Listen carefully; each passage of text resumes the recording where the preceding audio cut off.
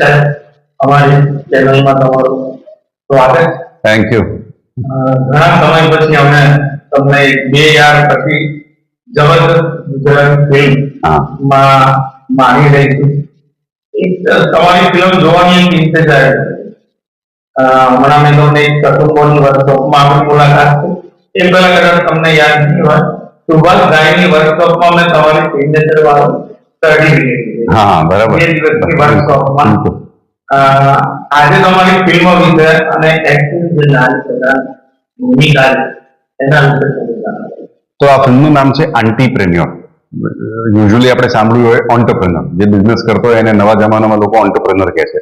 કારણ કે હવે એક સ્ત્રી બિઝનેસ કરે છે તો અમે એને આંટીપ્રેન્યોર કહીએ છીએ. તો 65 વર્ષની એક એવી લેડીની વાત છે, વાર્તા છે. જશુબેન ગાંગાણી એમનું નામ છે, મુંબઈના મલાડમાં રહે છે. અને એમને એવું નક્કી કર્યું છે કે નાનપણથી લઈને લગ્ન ના થયા ત્યાં સુધી પિતાના પૈસે ડિપેન્ડન્ટ હતી. લગ્ન થયા બાદ પતિના પૈસે ડિપેન્ડન્ટ હતી. પતિ ગુજરી ગયા છે, હવે દીકરો યુએસ થી એક એન્વેલોપમાં એક કવરમાં પૈસા મોકલી દે છે તો હું એના પર ડિપેન્ડન્ટ છું. તો એમને આ 65 વર્ષની ઉંમરે એવું નક્કી કર્યું કે મારે વ્યવસાયિક રીતે કે પછી ફાઇનાન્શિયલી મારે ઇન્ડિપેન્ડન્ટ થવું છે, સ્વતંત્ર થવું છે.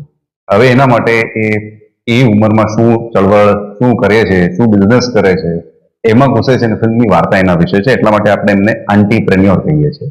અને જમાનો એવો છે, આપ તો જાણો જ છો સાહેબ, કે કોઈ પણ બિલ બી પાસ કરવાનો હોય તો એક સ્ત્રી પાસે જવું પડે છે, એટલે કે આપણા પ્રેસિડેન્ટ શ્રી પાસે. અને કોઈ પણ નાણાકીય વિષય હોય, બજેટિંગ હોય, એ પણ એક સ્ત્રી પાસે જવું પડે છે, જેમ કે સીતારામન એમની પાસે. તો સ્ત્રીઓનો એ જમાનો છે અને એમને એમના બિઝનેસને વેગ મળે એવી આ ફિલ્મની વાર્તા છે. અને ઘણા લોકોને પારિવારિક રૂપે ટચ થાય, બહુ જ રમૂજી રીતે અમે આ વાત કરી છે. અને સુપ્રિયા પાઠક આમાં એક દિગ્ગજ કલાકાર, આમાં એક્ટર છે, લીડ છે. She is the entrepreneur. તો એમને માણવાની બહુ મજા આવશે મારી આશાથી. સુપ્રિયા પાઠક જ્યારે ફિલ્મોમાં હોય એટલે એનો સક્સેસ રેશિયો અને અભિનય કલા બંને તમે જેટલી લો એટલી ઓછી.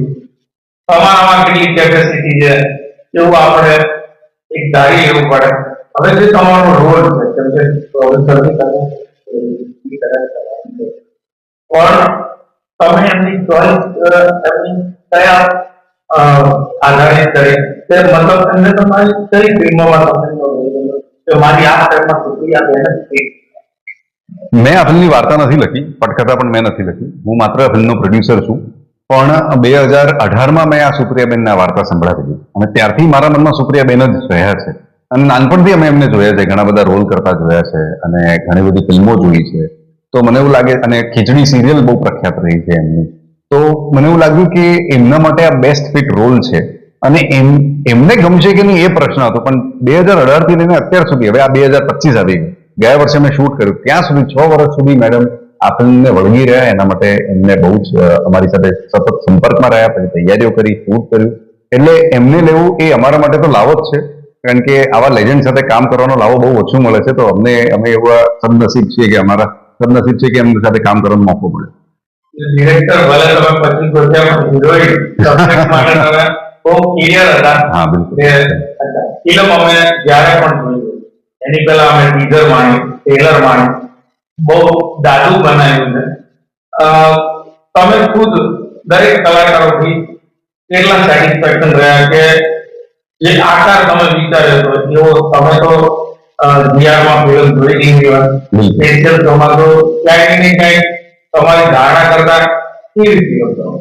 જો મારે તો એક જ કલાકાર પર ધ્યાન રાખવાનું હતું, એ છે મારો ડિરેક્ટર, મારો નિર્દેશક. તો એને બહુ જ સુંદર અને સહજ અને ઈમાનદાર ફિલ્મ બનાવી છે. જે ફિલ્મ દિલથી નીકળે છે અને દિલને ટચ કરે છે એવી છે. તો મને તો ફિલ્મ ગમી છે. હું બહુ જ ગૌરવ સાથે કહી શકું છું કે આ ફિલ્મ હું લોકો સામે પ્રસ્તુત કરી શકું છું અને એમને ગમી છે.